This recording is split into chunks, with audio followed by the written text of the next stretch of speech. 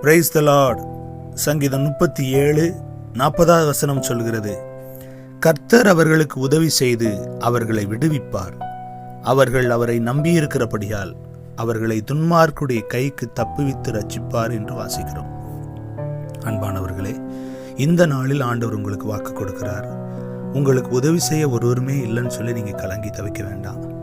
அவர் உங்களுக்கு உதவி செய்து உங்களை விடுவிப்பார் என்று வேதம் சொல்கிறது. உங்கள் வாழ்க்கையில் உதவியற்ற சூழ்நிலைகளை அவர் சரியாய் புரிந்திருக்கிறார். இன்னைக்கு உங்களுக்கு என்ன தேவையோ, இன்னைக்கு எந்த காரியத்தில் உங்கள் தேவைகள் சந்திக்கப்படணுமோ அந்த காரியத்தில் உங்களுக்கு உதவி செய்ய எபினேசராய் இருக்கிற கர்த்தர் உங்களுக்கு போதுமானவராய் இருப்பார் என்று வாக்கு பண்ணுகிறார். சிலருடைய வாழ்க்கையில் பல காரியத்தில் விடுதலை இல்லாமல் இருக்கீங்க. இன்னைக்கு அவர் உங்களை விடுவிப்பேன் என்று சொல்கிறார். துன்மார்க்கருடைய கைக்கு உங்களை ரட்சிப்பார்னு சொல்றாரு. இதை விசுவாசிங்க. இதன் மூலம் கர்த்தர் உங்களை ஆஸ்வதிப்பார். God bless you.